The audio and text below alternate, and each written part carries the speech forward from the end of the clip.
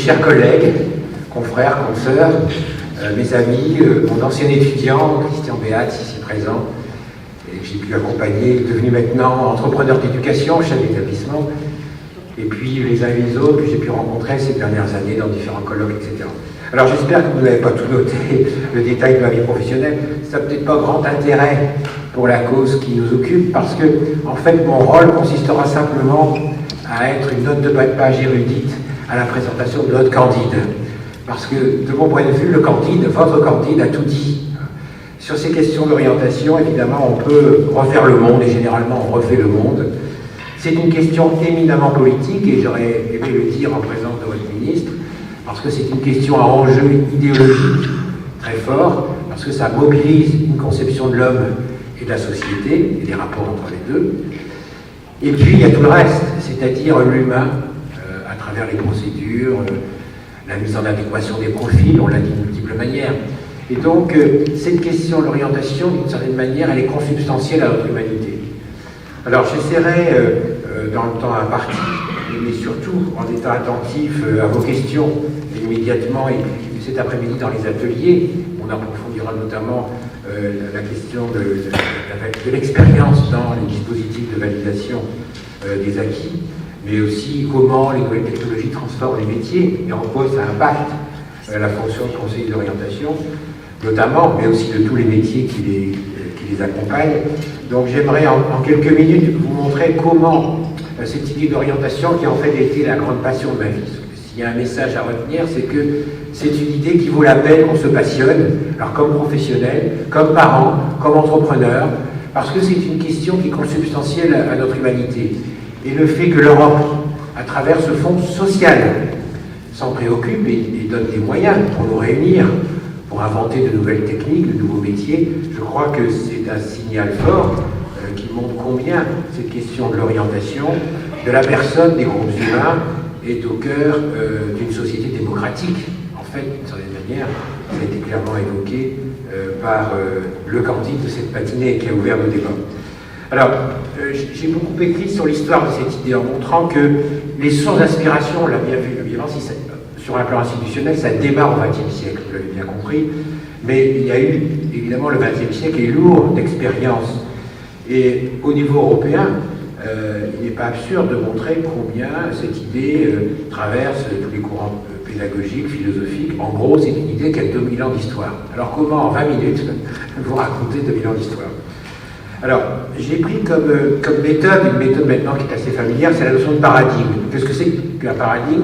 C'est l'idée que chaque époque historique donnée construit une représentation de la société et une conception de l'homme. Et on dit qu'il y a basculement d'une époque dans l'autre quand un paradigme s'efface au profit d'un autre qui domine, en sachant qu'un paradigme ne s'efface jamais totalement, il laisse des traces, bon, mais néanmoins il est supplanté par un autre paradigme. Donc j'ai utilisé cette notion de paradigme qui est une vertu pédagogique, hein, c'est-à-dire elle n'oblige pas d'entrer dans les détails d'une conception pour privilégier la vision d'ensemble. Alors le paradigme numéro 1, ça peut vous étonner, c'est tout ce qui renvoie à l'astrologie, les 3 A, astrologie, art divinatoire, astronomie. En gros, l'art est la manière de faire un plan sur la comète. Petit détail qui n'est pas totalement anodin, mon collègue, maintenant directeur d'un des plus gros laboratoires d'éducation en Europe de l'Ouest, Olivier Lazernias, c'est également le responsable, le responsable des astronomes de France, de la Fédération des astronomes de France. Donc, vous voyez, et c'est en même temps le concepteur de la Cité des métiers, qui a été évoqué tout à l'heure. Étrange raccourci historique. Donc au départ, voilà, c'est l'idée que l'homme s'interroge sur son destin.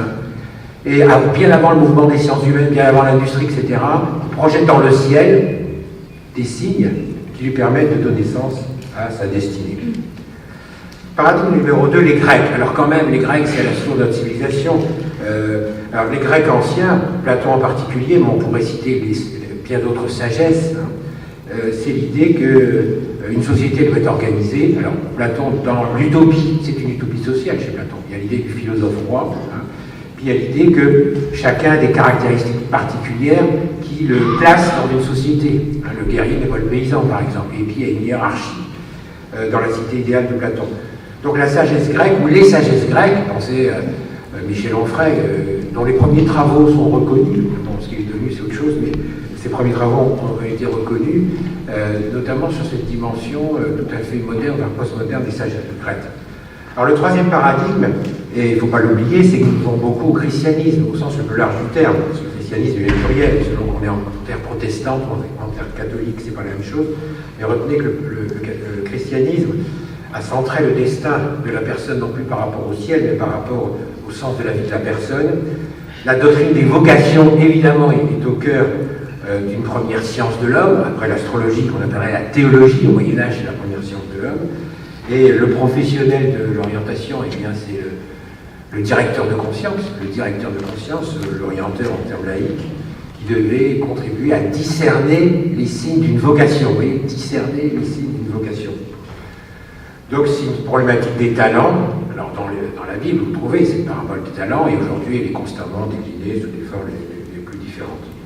Mais néanmoins, il y a une révolution anthropologique avec le christianisme, parce que l'orientation descend du ciel sur la terre, en quelque sorte, en se centrant sur la personne, hein, le caractère sacré de la personne, et la possibilité pour chacun de discerner les signes de sa vocation, moyennant une médiation, le prêtre, le pasteur, etc. Alors, le quatrième paradigme, c'est ce qui a été évoqué tout à l'heure. Bien entendu, il y a une nouvelle dynamique de l'orientation avec la révolution scientifique et technique.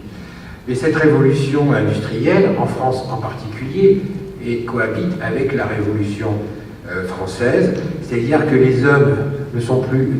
Les hommes naissent libres et égaux en droit. Alors ça, c'est un point important, c'est-à-dire qu'ils ne sont plus assujettis au péché originel, et il y a égalité entre les hommes, alors que dans le monde d'hier, chrétien en particulier, il y a une distinction entre les baptisés et les non-baptisés.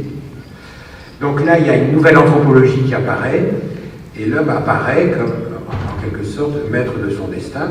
C'est toute la problématique des capacités, hein, qui s'origine donc dans la nature, et non pas au regard d'un dessin des de la divinité. Et c'est bien sûr Jean-Jacques Rousseau, hein, qui, à travers l'Émile et le contrat social, donne le cadre, si vous voulez, moderne de la question de l'orientation. Alors après, on pourra évidemment distinguer ce qu'il a proposé pour Émile et pour Héloïse, hein, comment la question du genre est traitée dans l'Émile. Bon, néanmoins, l'idée de l'éducabilité de l'homme, très important, l'idée de l'éducabilité de l'homme, et la possibilité d'un nouveau contrat social sous l'égide de la raison. Pensez aux encyclopédistes, hein, et déjà les premières monographies sur les métiers, hein, les encyclopédistes se sont intéressés à la thématique des métiers. On a quelque chose qui nous fait rentrer dans l'ère moderne. Donc cette révolution française, cette révolution industrielle, on l'a dit aussi, mais je vais le situer plutôt dans un contexte européen, de l'Europe et de l'Ouest. Il y a le développement d'une psychologie expérimentale et différentielle. Alors, avant, il existait une psychologie, mais c'était plus une psychologie philosophique, une psychologie intuitive, une psychologie phénoménologique, employez les mots que vous voulez.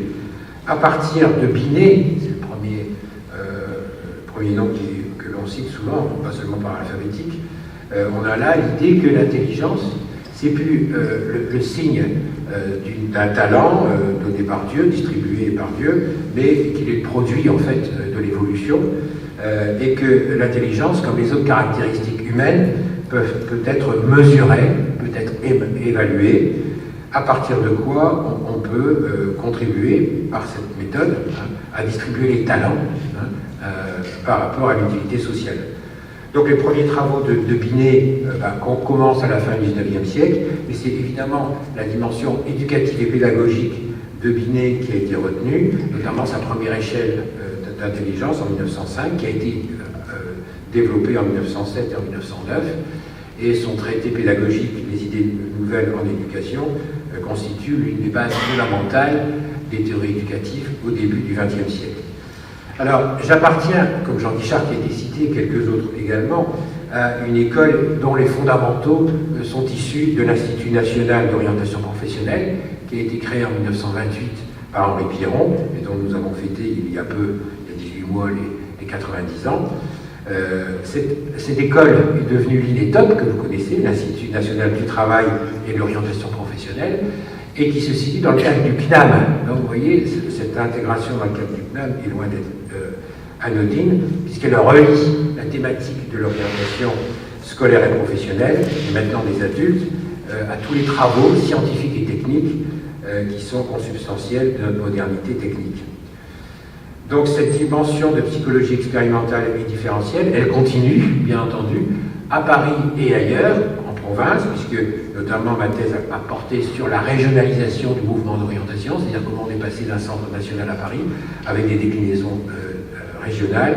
Et ma thèse portait, comme ça a été évoqué tout à l'heure, sur la manière dont, au nord de Paris, c'est-à-dire dans les départements du Nord, du Pas-de-Calais, de l'Est, de la Somme et des Ardennes, on dirait un peu aujourd'hui les limites de la région de France, on a créé un service public d'orientation à destination des jeunes, en particulier des classes populaires, qui est devenu après un véritable service public pour tous. Alors, à partir des années 50, apparaissent d'autres sciences qui vont enrichir, si vous voulez, le panorama intellectuel de l'orientation, qu'on pourrait appeler la thématique des qualifications. Donc, vous voyez comment on est passé, en gros, des arts divinatoires à la question des sagesses, doctrine des vocations, le mouvement encyclopédiste qui se focalise sur les capacités avec l'œuvre majeure de Jean-Jacques Rousseau. Donc, toujours dans la dynamique de la révolution industrielle et des guerres, alors je n'y insiste pas beaucoup, mais on pourrait rappeler que les guerres mondiales ont été des accélérateurs du mouvement d'orientation. Pourquoi? Parce qu'autant que possible, il fallait mettre des hommes capables à des postes de combat. Et donc la question des mesures des aptitudes s'est pensée au niveau international. Notamment Michel Buteau a montré comment le développement de la psychotechnique a été influencé par le testing de masse aux États-Unis. Alors la problématique des guerres, c'est pas seulement l'affectation des hommes à des postes de combat, mais c'est aussi la question des femmes au travail, pendant que les hommes étaient au combat, et après le reclassement des blessés et des mutilés de guerre, les gueules cassées, pour parler des sévices les plus cruels, qui ont été à l'origine de nouvelles initiatives en matière d'orientation professionnelle. Donc vous voyez, l'orientation professionnelle, c'est pas nécessairement un fleuve tranquille. C'est aussi des moments où des questions sociales se posent en urgence et où la qualification des hommes est liée à des problématiques de survie, notamment dans les guerres qui nous ont occupés au XXe siècle. Donc il y a une dimension, si vous voulez, dramatique, même tragique dans la question de l'orientation, qui perdure encore aujourd'hui. C'est toute la question, par exemple, des personnes qui sont blessées sur les routes ou qui sont atteints de maladies graves. Comment repenser son identité professionnelle dès lors qu'on est considéré, je mets ça avec des guillemets, je reprends le titre d'un ouvrage de Jean-Pierre Robert, dès lors qu'on est devenu un homme inutile, c'est-à-dire un homme qui n'est plus rentable à un poste de travail. Comment repenser sa dignité d'être humain? Comment retrouver une place dans la société? Comment retrouver une utilité sociale dès lors que, par le malheur, alors en l'occurrence je prends l'exemple routier parce que c'est malheureusement ce qui nous concerne le plus en termes statistiques, mais dans d'autres pays c'est toujours la guerre, et donc se pose le problème de l'adaptation, ça a été évoqué, mais là aussi de la reconversion des hommes par rapport à une problématique, pas seulement de travail, d'insertion sociale et professionnelle. Donc la psychologie expérimentale et différentielle, c'est-à-dire s'intéressant aux différences entre les individus, bien entendu, elle va aussi se transformer à la mesure des changements de théorie. Le passage de Billet à, par exemple, Jean Piaget, Wallon. Donc nous avons connu, dans le contexte francophone, des psychologues qui ont eu une renommée mondiale, je pense notamment à Piaget, qui ont modifié les conceptions initiales des pionniers de l'orientation professionnelle, je pense à Binet, en montrant que l'intelligence n'est pas seulement un processus naturel, c'est aussi un processus qui se construit en interaction avec le social. Je pense à notamment l'œuvre majeure d'Henri Wallon, qui a montré comment l'homme était génétiquement social, ou l'œuvre de Jean Piaget, qui a souligné l'importance du constructivisme dans ces problématiques d'orientation et d'éducation.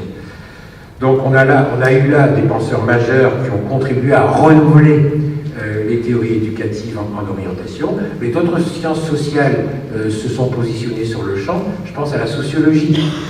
Alors, la sociologie, évidemment, le grand tournant, c'est le milieu des années 50, avec l'œuvre majeure de Pierre Naville, Théorie de l'orientation professionnelle. Pierre Naville qui lutte contre le chef de file de l'orientation professionnelle de l'époque qui s'appelait Henri Piron, et qui montre que, en définitive, la question de l'orientation, c'est pas uniquement une question de talent ou d'aptitude individuelle, mais c'est une problématique de positionnement social. En gros, qu'est-ce que l'orientation? C'est la continuation de la lutte des classes par d'autres moyens. Alors évidemment, je caricature, je veux faire formule, hein, mais c'est le déplacement de regard. C'est-à-dire, l'orientation, ça ne doit pas seulement être compris comme une projection sur la personne, mais là, l'accent est mis sur l'environnement social et ses contradictions. Hein, notamment, comment concevoir une orientation juste, humaine et on dirait aujourd'hui durable, dans une société qui n'est pas du tout durable, dans une société qui n'est pas toujours humaine, et dans une société qui ségrègue et clive les sexes, les personnes en fonction de leur origine ethnique ou en fonction des classes sociales. Donc là, on voit bien le divorce, le décalage entre les aspirations humanistes au cœur de la problématique de l'orientation qui ont été bien pointées par notre Candide, et les réalités sociales, et aujourd'hui il faudrait ajouter territoriales, puisque aujourd'hui, vous savez, les inégalités s'inscrivent au cœur des territoires. Je pense notamment à des dynamiques métropolitaines qui ne contribuent pas toujours à un capitalisme du ruissellement, puisqu'on sait bien qu'à l'intérieur des métropoles, il y a aussi des disparités de destin, de mobilité. Et donc on voit là comment la question de l'orientation se politise, s'idéologise. Et entre 45 et 75, pendant la période dite des Grandes Glorieuses, il y a beaucoup de débats sur l'idée dans quelles conditions l'orientation peut-elle devenir une voie de promotion sociale.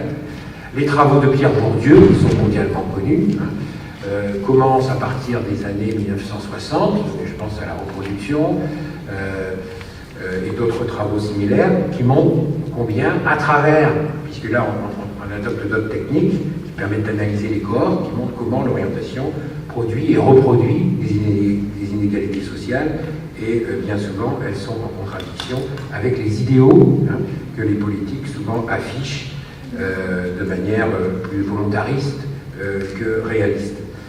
Donc celui qui a porté ce débat en premier lieu, c'est Pierre David, mais les travaux qui ont été les plus popularisés jusqu'au début du XXIe siècle, c'est certainement les travaux de Pierre Bourdieu, mais il faudrait citer aussi l'importance des travaux de Jean Guichard qui ont été dits, mais aussi de Marie Durubella, qui a montré comment l'orientation des filles en particulier se reproduisait dans le cadre du monde scolaire. Alors, cette problématique des qualifications, elle demeure aujourd'hui. En France en particulier, elle doit beaucoup à la manière dont les rapports entre les syndicats et les pouvoirs politiques, il y a eu donc des luttes, des luttes importantes, mais aussi des lois qui sont des points d'équilibre dans un rapport de force qui bouge en fonction des rapports de force politiques. Alors, à partir des années 1980, on garde toujours cette idée de qualification, mais il y a l'éruption, si je puis dire, des 3C, c'est-à-dire une société qui se définit moins par rapport en termes de qualification collective, mais plus en termes de compétences. C'est l'idée qu'on rentre dans une société de compétences, de compétitivité et de concurrence, les 3C. Alors si je voulais être un peu démagogique, je dis ces 3C nous amènent une forme de côté.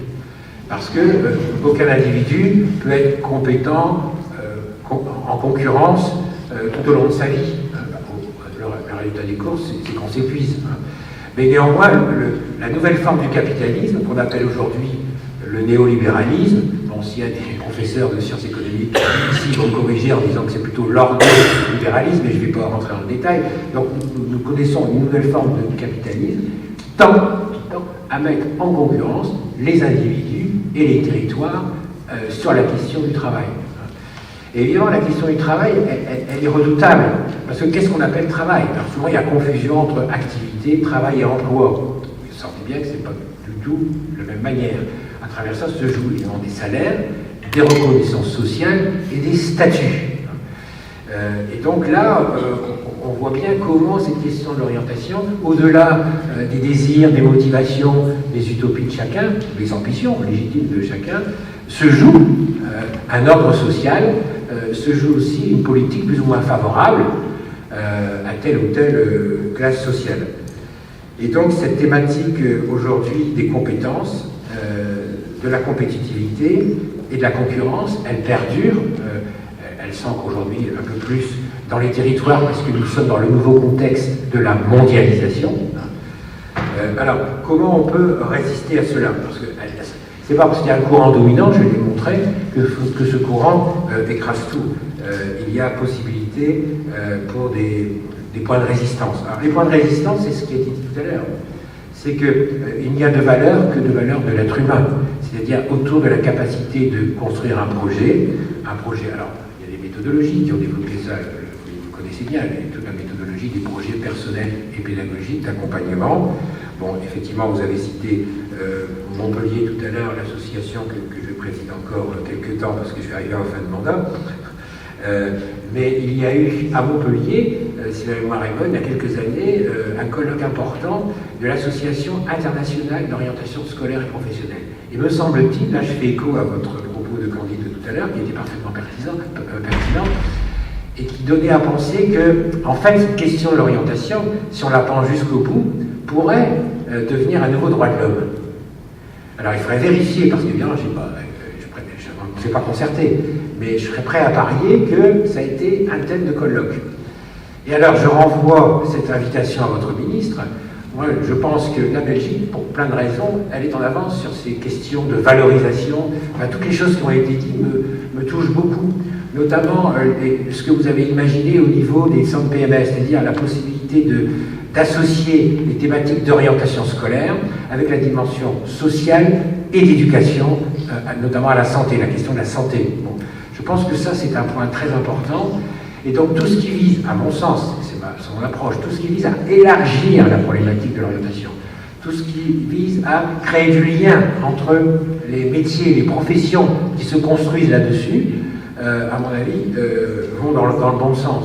Alors, je reviens à la proposition que je pourrais faire à votre ministre et au monsieur recteur, ce serait que nous soyons, dans le cadre de ce projet social européen, porteurs, pourquoi pas, d'une journée alors nationale, internationale ou mondiale qui porterait sur la question du conseil en orientation tout au long de la vie.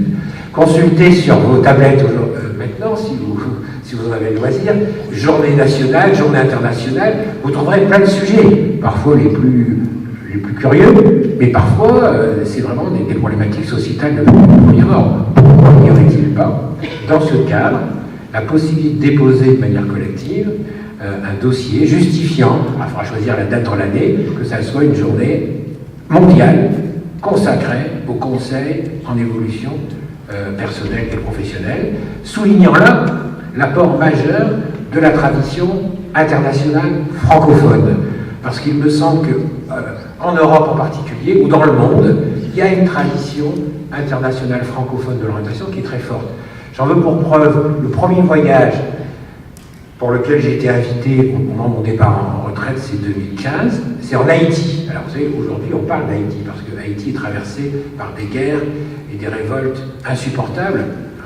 Eh bien, j'ai le privilège d'accompagner un doctorant qui justement se pose la question comment, dans le cadre d'une société complètement bouleversée, etc., eh bien, comment on peut penser des services d'orientation qui servent l'intérêt du pays. Donc vous voyez, je pense qu'il y a vraiment une tradition internationale francophone auquel la Belgique et la France, mais d'autres pays, la Suisse, le Québec, etc., ont contribué puissamment. C'est peu sûr en dehors de quelques spécialistes.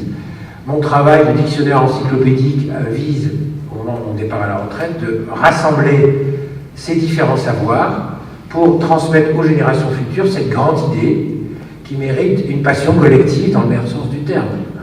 C'est-à-dire la question des mobilités, la question de la possibilité du bien-être dans le choix d'une activité professionnelle qui nous enrichit dans tous les sens du terme, mais notamment dans la dimension ouverte du choix professionnel. Et je vais jusqu'à penser que dans l'orientation, il y a une dimension de spiritualité, c'est-à-dire la capacité que tout à chacun a à devenir en quelque sorte l'artiste de son destin. Vous voyez, c'est en ce sens-là que je parle de dimension spirituelle de l'orientation. Or, le XXe siècle, pour des raisons économiques, guerrières, etc., a trop insisté, me semble-t-il, sur le capital humain, au sens quelle plus-value il apporte, quelle plus-value il apporte, et pas suffisamment sur le potentiel humain que tout à chacun peut développer dans le cadre d'une société plus généreuse pour chacun, mais aussi pour l'équilibre social global. Je Je pense qu'on ne peut pas dissocier l'épanouissement de chacun et le bonheur collectif. Et j'en veux pour preuve la santé. Il y a deux façons de penser la santé. On peut la penser comme bien égoïste. Bon, je me fais vacciner contre la grippe ou pas, après tout, peu importe. Mais aussi, on peut penser que je ne serai jamais en bonne santé si je suis environné de gens malades. Pour l'intelligence, c'est pareil. On ne peut pas être bien en intelligence sans être environné d'idiots. Et donc, quand on touche à l'orientation, comme vous l'avez dit de différentes manières, on touche non seulement à un bien public, mais à un bien commun. Et ce bien public et ce bien commun doit être porté par le politique au plus haut niveau, c'est le sens de cette manifestation, mais aussi par tous les acteurs économiques, sociaux, syndicaux, parce que quand on parle des métiers, on parle aussi de l'organisation patronale, mais aussi syndicale et associative. Et quand vous citez les exemples multiples des cités des métiers, c'est intéressant de voir, alors je prends comme référence celle que je connais le mieux, c'est la cité de la Villette à Paris, qui associe la cité des métiers à une sorte d'éducation populaire au développement des sciences et des techniques, parce qu'aujourd'hui notre monde se transforme, et vous le savez bien, à la mesure des progrès scientifiques et techniques. On le voit avec la révolution digitale, avec la révolution numérique, avec l'intelligence artificielle, avec les big data qui vont modifier profondément nos métiers et nos identités professionnelles. Il y a là donc des enjeux tout à fait intéressants pour faire dialoguer les professionnels du conseil en orientation. C'est la vocation des cités des métiers que vous connaissez ici ou là.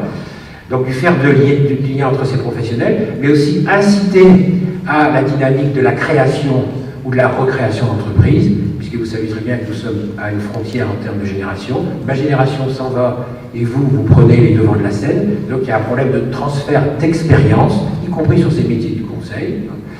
Et puis l'idée de préserver le potentiel humain dans toutes ses dimensions. Alors dans l'histoire de l'orientation, quand on parlait santé, on parlait souvent contre-indication médicale.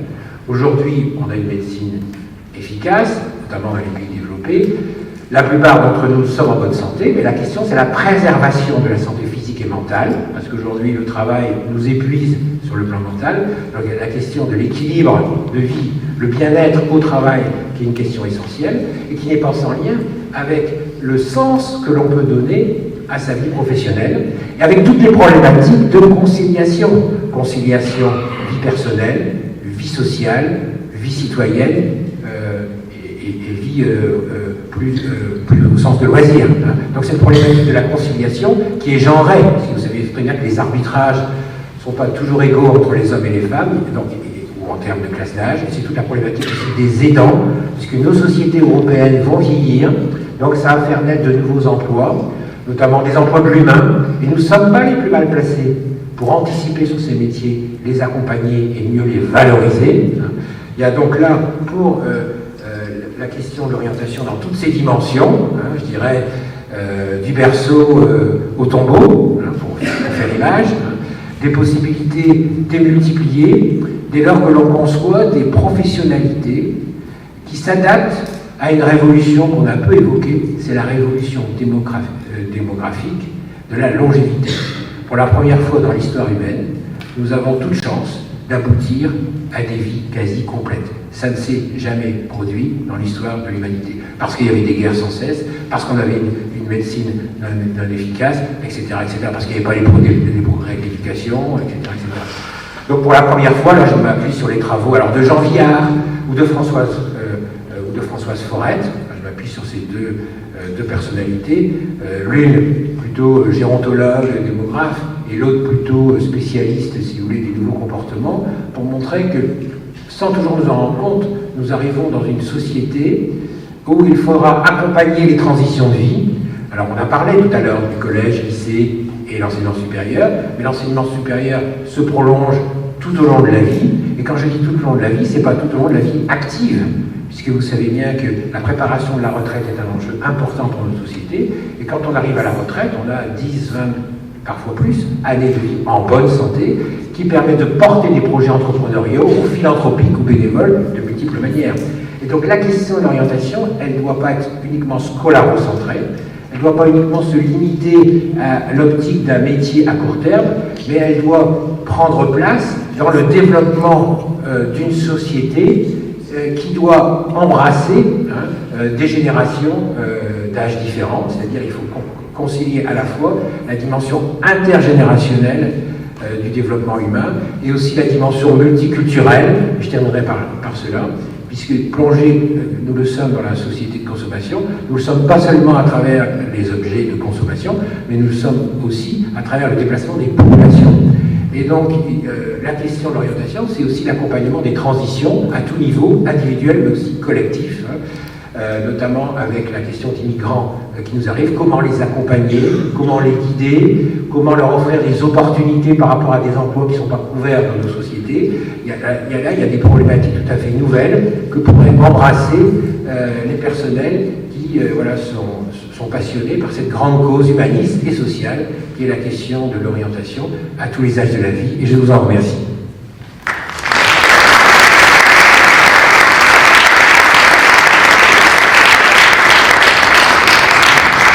Merci beaucoup, Monsieur Danvers.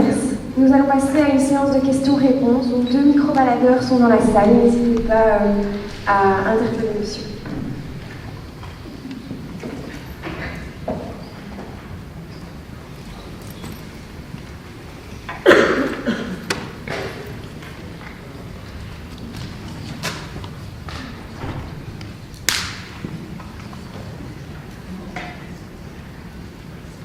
Alors la première question est toujours délicate, donc je vais vous la suggérer par rapport à votre candide. Votre candide a trouvé des choses tout à fait magnifiques dans la littérature. Bon, moi j'ai prolongé avec la philosophie, mais c'est un registre. Puis il a terminé par l'humour. Parce que en fait, moi je plaide pour qu'il y ait une science de l'orientation, mais c'est pas pour enfermer les choses. C'est une science toute humaine. Et le dernier mot de notre candide, ça a été pour l'humour. Je pense qu'il faut toujours garder un brin de légèreté sur ces questions d'orientation, qui souvent plombe un peu le moral, parce qu'on sent qu'on joue son avenir, il y a une pression parentale, une pression du milieu économique. Donc apporter un peu de légèreté sur la question de l'orientation, je pense que c'est important. Et je pense notamment à une bande dessinée, Plantu. Et le père sort une hache, je ne sais pas de son établi, et dit « Mozart, il faut que tu fasses des mathématiques et de l'informatique. » Vous voyez, cet acharnement sur ce qu'il convient de faire, indépendamment du talent de chacun. Ce qui ne veut pas dire que chacun est appelé à devenir un Mozart, mais on peut penser que chacun est appelé à développer son propre talent. Voilà, donc je pense qu'il y a une question ici. Bonjour, Monsieur Danvers, Madame Aplincourt. Bonjour Madame. Ancienne étudiante de Monsieur Danvers, directrice du Centre d'information et d'orientation Sambre-Avesnois dans l'Académie, donc en France. Alors moi, ce que vous dites, bon, effectivement, ça fait partie de notre cursus de formation et de réflexion. Alors moi, ça m'interpelle parce que j'arrive aussi en fin de carrière. Et au terme de 40 ans d'exercice, les modèles précédents que vous avez présentés supposaient chez les acteurs que nous sommes d'avoir des compétences qui étaient quand même assez canalisées, on va dire, sur quelques champs. Je trouve que notre métier évolue beaucoup puisqu'on est plus sur des accompagnements de vie dans lequel s'inscrit l'orientation avec les ruptures, les failles, les traumatismes et donc forcément des trajectoires qui ne sont pas en droite ligne, qui vont être heurtées, qui vont devoir être effectivement pas simplement les transitions mais remises souvent en question. Alors ça va aussi avec le développement du concept de life design, qui est en cours actuellement. On ne peut plus utiliser simplement un questionnaire d'intérêt, même si Hollande nous a bien aidés à certains moments de notre carrière. Et moi je constate dans notre activité professionnelle qu'on est maintenant, que la dimension psychologie est très prégnante, pas seulement du fait qu'on a changé de statut, et qu'on est passé de conseiller d'orientation psychologue à psychologue de l'éducation nationale. Moi, depuis le début de l'année, on accompagne les morts traumatiques à l'école, qui donc impactent forcément le projet de vie, qui impactent forcément la dynamique orientation. Et on a beaucoup je pense que ça doit être pareil chez vous dans le Hainaut, on a beaucoup de collèges en REP+, sur la Sambre, donc avec une grande pauvreté intellectuelle, sociale, financière de certaines populations, où le sens même de la vie et de son positionnement social est un questionnement permanent pour ces populations. et qu'effectivement, il faut qu'on mette du sens d'abord de l'humain avant d'aborder la question de l'orientation, sinon c'est un objet vide de sens. Et donc ça, enfin en ce qui me concerne, je repartirai bien pour 10 ans, mais je ne le ferai pas, mais je sens bien que là on arrive à un tournant aussi professionnel et qui est en résonance de ce que vous avez dit sur la place de l'humain et d'être un projet politique, avec toutes les contradictions qu'on peut avoir en tant que professionnel entre les mondes institutionnels qui restent toujours avec l'illusion de l'adéquationnisme, il suffit d'être formé pour être en emploi, hein, comme si c'était aussi simple, une histoire de recettes, et tout l'accompagnement des populations les plus fragilisées, qu'elles ont droit quand même à une place dans la société, qu'il faut qu'elles aillent la conquérir, même si ça n'est pas facile, et que là on est là pour leur donner la force, le courage et l'envie d'avancer dans cette société qui est quand même très très floue au niveau de ses repères. Merci. Vous avez dit beaucoup de choses qui est en rapport avec tout ce qu'on a pu vivre ensemble les uns et les autres. Alors je retiens l'idée des 40 ans. Il se fait que je suis dans la même problématique que vous. 40 ans de vie professionnelle, qu'est-ce qu'on devient après? Donc c'est la question des transitions de vie. Et il est vrai que ce qui caractérise un peu ma vie professionnelle, sans rentrer dans le détail, c'est que je me suis intéressé, on va dire, à la petite enfance au début, dans le passage notamment CM2, 6e. J'ai travaillé quelques années en collège, puis en lycée, puis à l'université. Et maintenant, je m'intéresse d'abord aussi aux adultes, dans la mesure où j'ai créé un diplôme au moins sur la question du développement des compétences et de la valorisation des acquis. Mais je pense que, si vous voulez, la vie ne s'arrête pas avec le travail en tant que tel, et que la question, par exemple, des loisirs est souvent sous-traitée, si on regarde par exemple la revue scientifique de l'orientation scolaire et professionnelle. Dans le cadre des loisirs, du temps libre, appelez ça comme vous voulez, on développe des compétences. Or, souvent, l'individu ne met pas en avant tous les savoirs qu'il peut acquérir de différentes sortes dans la gestion de ses loisirs. Et il y a une responsabilité familiale que souvent on sous-estime, parce que le modèle français en particulier est un modèle scolarocentré et il n'aime pas ce qui est particulier. Le propre des familles, c'est de représenter des intérêts particuliers. Or, souvent, les conseillers d'orientation, et j'en étais pendant 10 ans, représentent en quelque sorte l'intérêt général. Et donc, dans la question des familles, il y a toujours un malentendu en disant que la famille va chercher à défendre ses intérêts particuliers, ou en tant que fonctionnaire, je représente l'intérêt général. Enfin, là, à mon avis, il y a une sous-représentativité de la problématique des parents, qui sont, à mon avis, les premiers responsables de l'orientation de leurs enfants. Et ils gardent cette responsabilité tout au long de leur vie. Moi, j'ai 4 enfants, je continue, au moins financièrement, sinon en tant que père de famille à conseiller, mais je contribue financièrement, bien que je sois à la retraite, au financement des études, notamment de ma dernière fille. Et c'est pas banal dans ma situation. Donc les parents payent, c'est les premiers à payer, c'est les derniers à payer. Je parle notamment des couches moyennes ou supérieures qui existent aussi. L'orientation n'est pas que populaire et prolétarienne, elle est populaire et prolétarienne, mais aussi elle concerne toutes les classes sociales, les classes moyennes et supérieures. Et les questions de l'orientation impliquent en premier lieu, me semble-t-il, les familles. Il faudrait créer une sorte d'école des parents là-dessus. Donc je pense que dans les théories de l'orientation, on a sous-estimé la responsabilité des familles. Je rappellerai que l'article 1 de la réforme à vie, qui était une grande loi sur l'éducation, qui a créé l'utopie du collège unique, c'était l'école apporte un complément à l'éducation reçue dans le cadre de la famille. Cet article a été vite oublié. Sur le deuxième plan que vous évoquez, je suis complètement d'accord, c'est-à-dire que les compétences, elles n'existent pas en soi, c'est pas un talent figé qu'on va dénicher dans le sol. Il faut parler en termes de transférabilité aussi des compétences. Et donc, il y a des méthodes pour ça. Donc, la question des compétences, elle reste, à mon avis, une question très importante aujourd'hui, et vous avez eu raison d'insister là-dessus, parce que les compétences, ça s'entretient. Elles ne s'usent que si on ne s'en sert pas. Et aujourd'hui, avec le processus d'individualisation du travail, on est moins dans des logiques de reconnaissance en termes CSP, qualification dans les années 50-60, où les rapports de force étaient au niveau des syndicats et de l'État, surtout en France. Mais aujourd'hui, les problématiques de reconnaissance se situent plus au niveau des individus.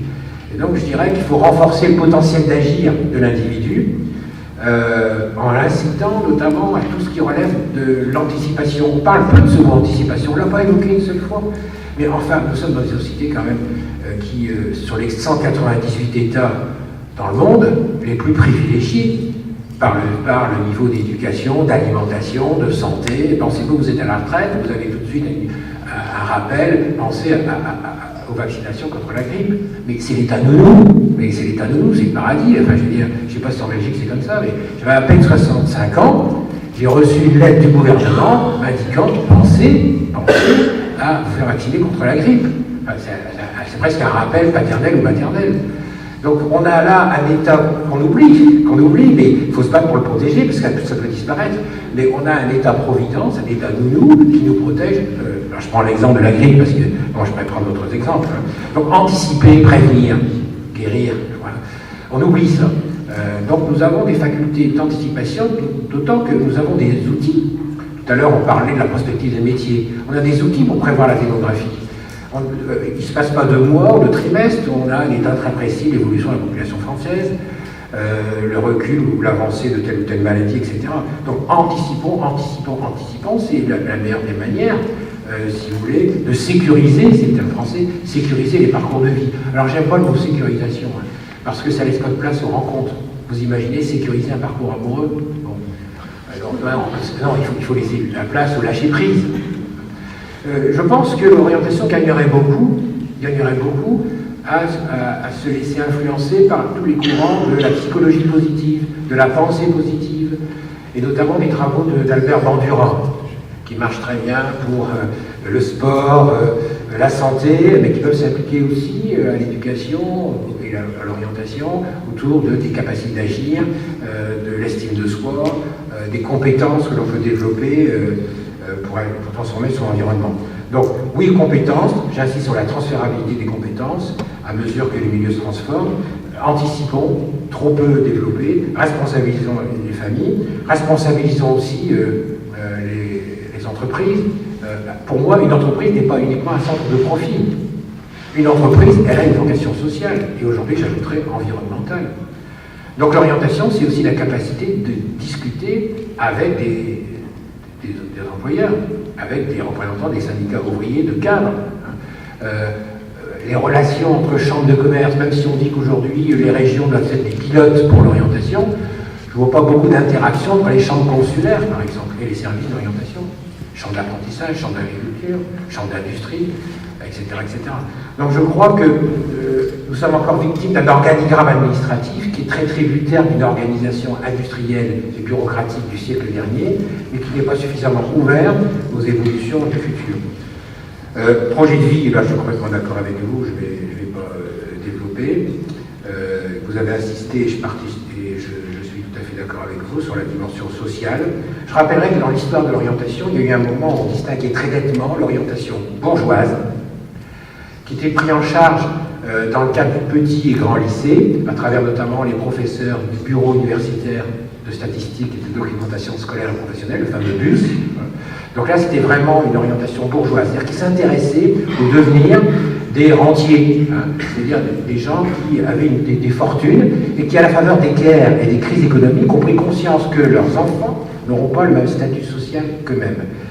Et donc, pris de peur panique, je te rappelle, ils se sont organisés comme association familiale pour développer des initiatives d'orientation. Et ce n'est que bien plus tard, en 1970, donc il y a eu la distance, 32-70, que l'État a pris en compte cette dimension-là pour créer un centre d'information et d'orientation pour tous.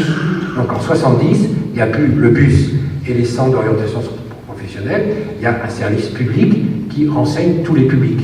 Et ça, c'est la visée idéale, ce qui n'empêche pas, en parallèle, et vous le savez bien, du fait notamment du manque cruel de psychologues scolaires et de conseillers d'orientation, eh bien, le développement d'un marché privé, pas seulement confessionnel, mais privé laïque, au sens marchand du terme, à travers le développement des cabinets de coaching, qui est activité faiblement réglementée, mais aussi à travers le développement de plateformes, mais aussi d'algorithmes, tout ce qui vise à pénétrer l'orientation comme marché.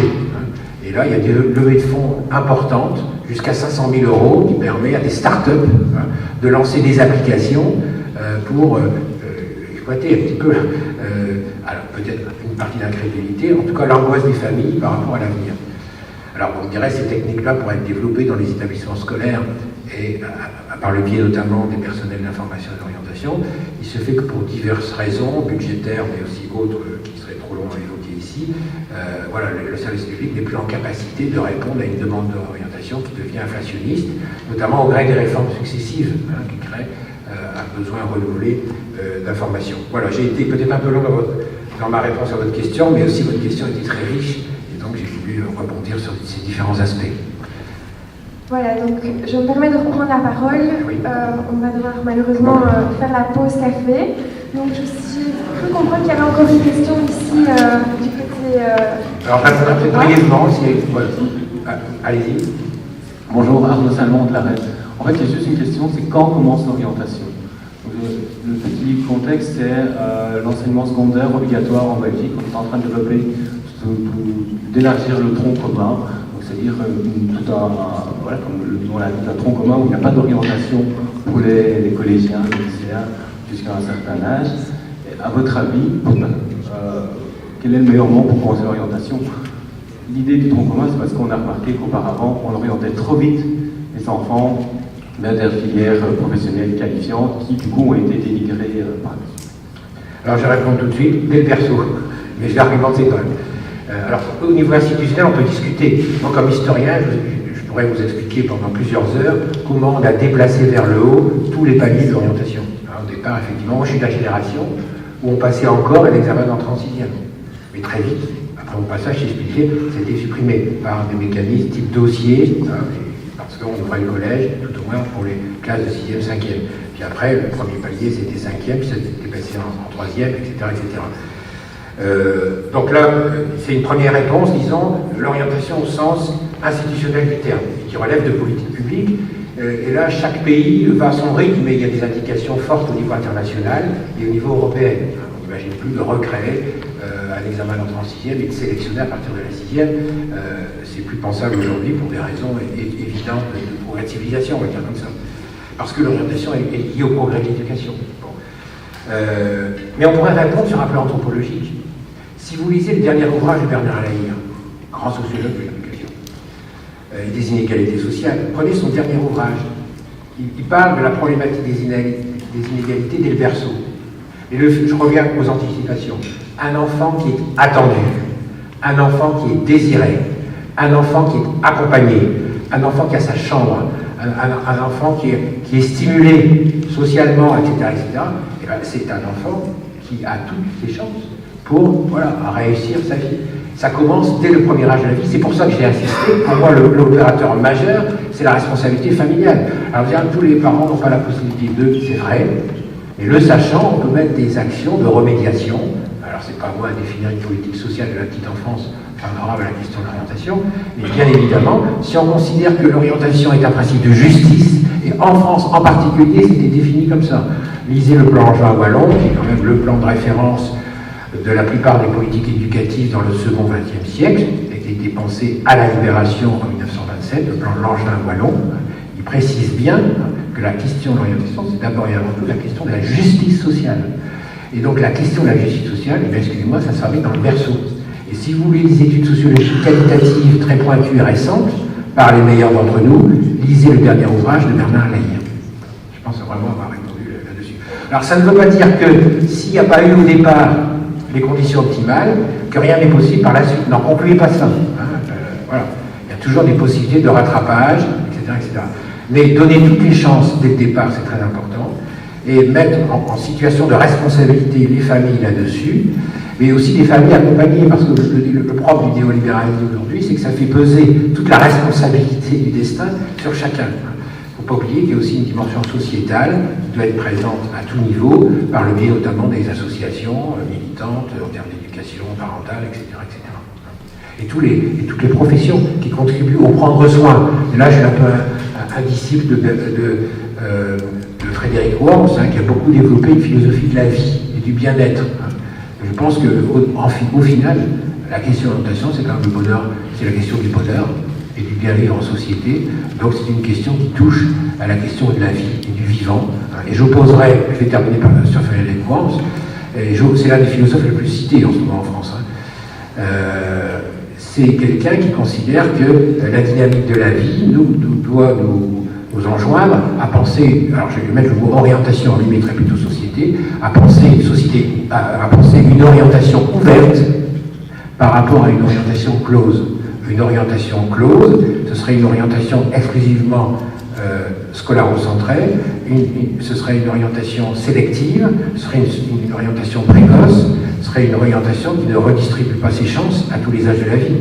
Une orientation ouverte serait une orientation accueillerait de manière bienveillante, c'est un thème d'ailleurs très cher à notre ministre Blanquer actuellement, qui accueillerait de manière bienveillante l'enfant, y compris au premier âge, et on peut penser aussi aux âges avancés de la vie, parce que nous avons besoin tous, nous, êtres humains, de la bienveillance à tous les âges de la vie, y compris à des âges où nous allons devenir dépendants.